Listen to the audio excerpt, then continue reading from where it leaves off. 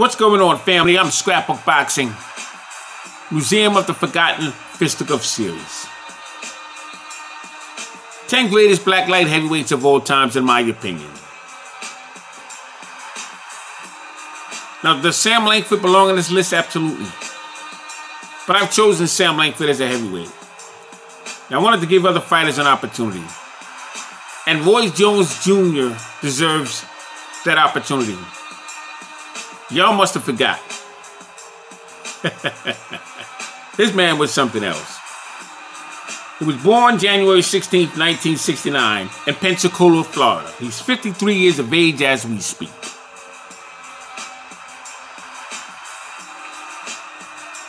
He was on dual citizenship in America and Russia. Fight fighters such as Bernard the Executioner Hopkins, Tony the Mailman Thornton, Mercury Sosa, Mike the Body Snatcher McCallum, Jeff Left Hook Lacey, Montel Griffin, James Lights Out Tony, Joe Calzaghe, Felix Tito Trinidad, just to name a few. He'd be entered in the Ring magazine as Fighter of the Year, Boxing Hall of Fame Fighter of the Year, 2003. Roy Jones would participate in the 1988 Seoul Olympic Games as a junior middleweight. He would bring home a silver medalist. Roy Jones was jobbed. That was perhaps the most unfair decision in all of Olympic history. More than Mayweather, Floyd Mayweather, and many others. Because of how they treated him. Now, Evander Holyfield, they decided to rob him of a gold medal. But Roy Jones, all he did was chuck and jive. Ali Shuffle. He was dominating that tournament.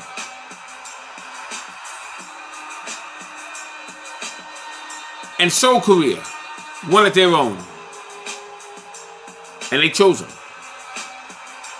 And that would deny Roy Jones Jr. of what he worked his entire life for. Olympic gold medal.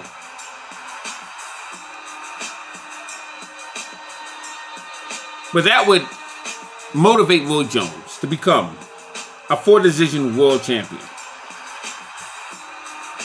Jones turned professional May 6, 1989 to 2018. He would win a middleweight and a super middleweight, light heavyweight, and heavyweight world championship titles. Now here's a man who stood 5'11", who was known as Captain Hook, had a 74-inch reach, had a total bout career of 75 fights, 66 wins, 47 knockouts, and 9 losses. He would capture the heavyweight championship belt. 2003, the WBA version of that from John Ruiz, who was the first Puerto Rican heavyweight champion. He would dominate John Ruiz. And this would stung the boxing world. So much so, because it hadn't happened in over 100 years. Ruby Robb, Bob Fitzsimmons, will be the first to do it. In fact, he was the only man to do it since Roy Jones. Bob Fitzsimmons would take the middleweight championship title from non-promoted Jack Dempsey. He would take the light heavyweight championship title from George Gardner, and the heavyweight championship title from Gentleman Jim Corbett, Carson City. He would hit him with a famous solo plexus punch in Carson City, Nevada.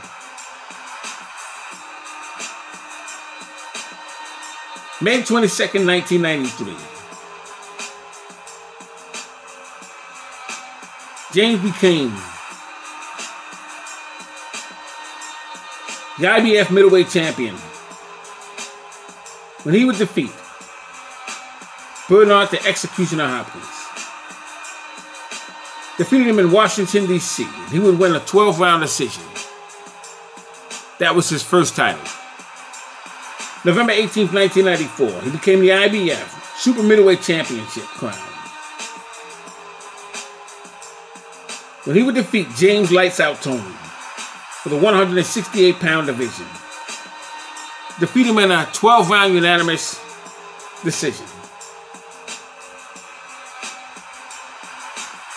He would defend his title, defeating Vinny the Tasmanian Devil Panzienza, Eric Lucas, and Frankie Lyles. November 1996, the Ice Palace in Tampa, Florida. Roy Jones would defeat Mike the Body Snatcher McCallum. He was 40 years at the time. He won an interim WBC vacant light heavyweight championship strap. Roy Jones would take on Montel Griffin in Atlantic City, New Jersey. He would fight him again at Foxwood, Connecticut. And the reason why he fought him twice in two separate locations is because that would be Roy Jones' first loss. Montel Griffin would win on a disqualification. Roy Jones landed a punch while he was down. Now, this was accidental. Wasn't in the case in 1922 when Benny Leonard would tag the boxing marvel.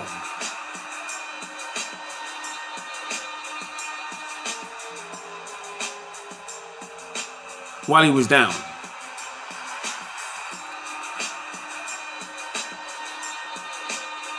But this was in a position that Roy Jones was in while he was winding up and getting ready to throw a punch.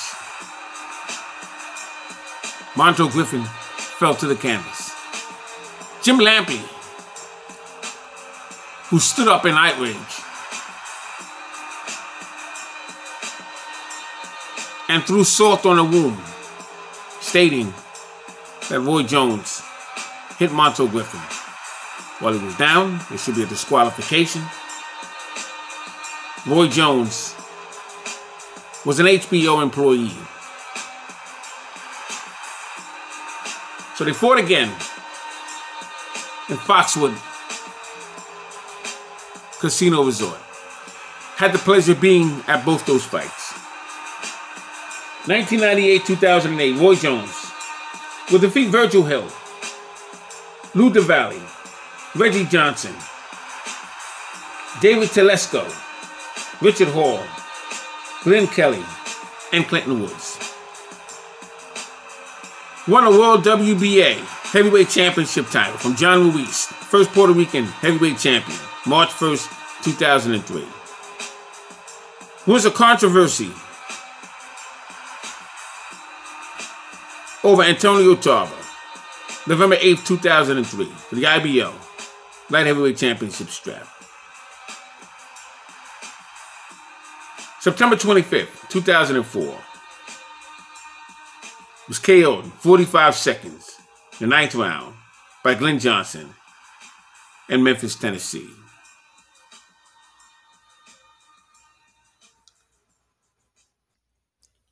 Now, when Roy Jones faced Antonio Tarver for the second time, May 15, 2004, as both men were in the center of the ring, the referee asked any questions. Antonio Tarver stated to Roy Jones in front of the boxing world, "Any excuses tonight, Roy?" Tarver had a mission. James Buddy McGirt in his corner.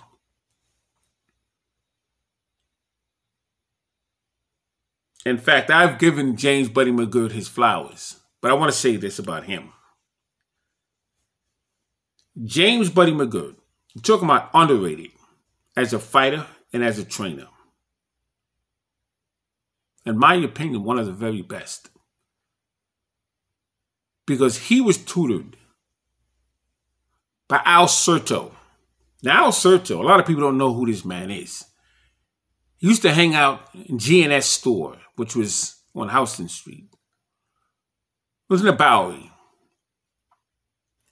And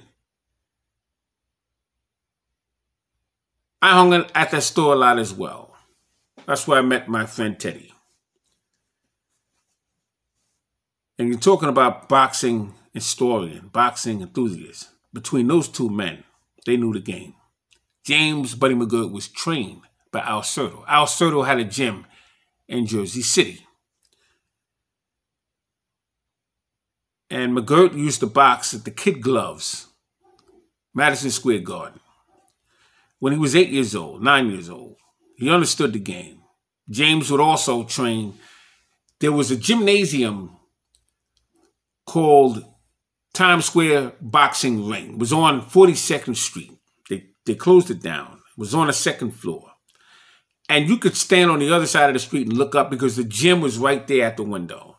And you see guys, you know, boxing and so on and so forth. But when you went upstairs, it was a different feeling.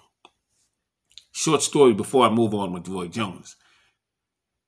Had I not been talking to Bobby Joe Young, Bobby Joe Young was the fighter who would defeat, in fact, the only fighter, defeat Aaron the Hawk Pryor. Of course, this is when Pryor was making a comeback. And I was talking to him.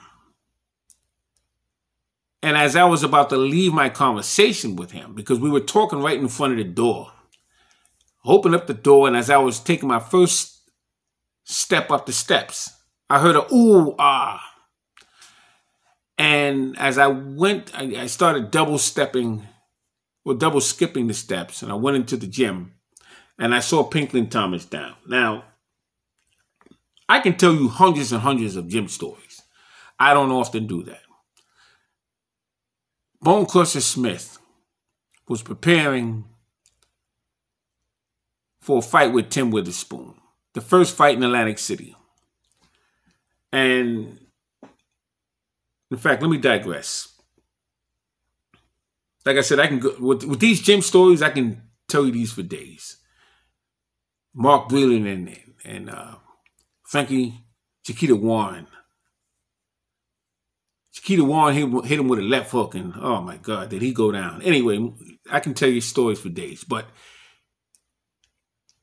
he was preparing for Tim Witherspoon. And what surprised me, when I would see James Bone Crusher Smith in Madison Square Garden fighting Tim Witherspoon, he was a last-minute replacement. And Smith became the heavyweight champion of the world.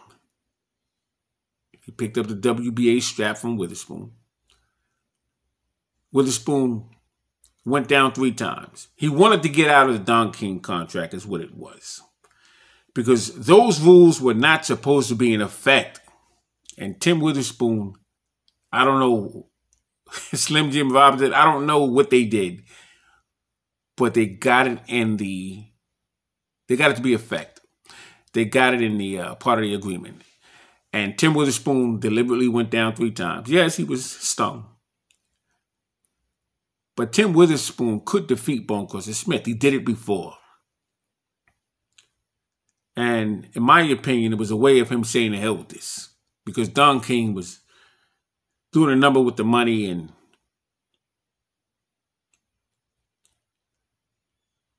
Witherspoon couldn't get out of the contract, as all those fighters.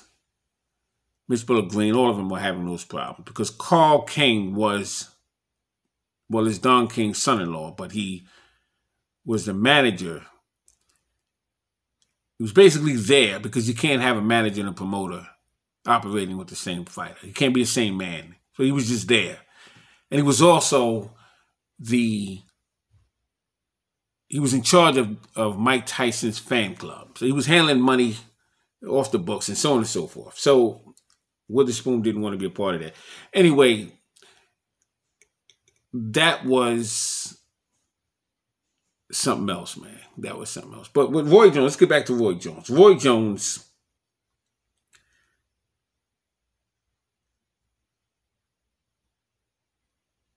couldn't handle the punches of Antonio Tarver. He lost 25 pounds in the John Ruiz fight that same year.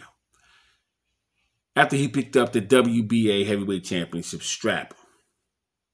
And Buddy McGirt, who I was originally talking about, told Tarver. Tarver probably doesn't even understand why McGirt said this. This is old school. He made Tarver feel as though Tarver was not on the level of a Jones while he was sitting in that ring. Because he knew it would amp up Tarver. Because Tarver said back to him, not to tell me I'm afraid anymore. Something to that effect. I'm paraphrasing. And he got a little angry because what McGirt needed was for Tarver to take it to Jones. And that second fight, my God, did he take it to Jones? And that was Jones's first knockout. But my best memory was when Tarver told Jones in the middle of that ring, "You have any excuses tonight, Roy?"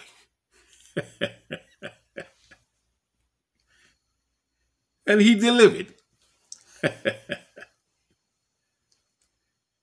December 2009, Roy Jones was knocked out by Danny Green of Australia. Sydney, Australia.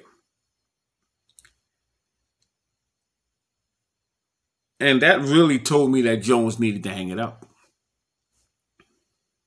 April 3rd, 2010. Lost 12 rounds to Bernard the Executioner Hopkins. After 17 years between their first fight and this particular fight. It was a 12-round decision. 150,000 pay-per-view buys. Jones faced 42-year-old Anderson Silva, UFC champion.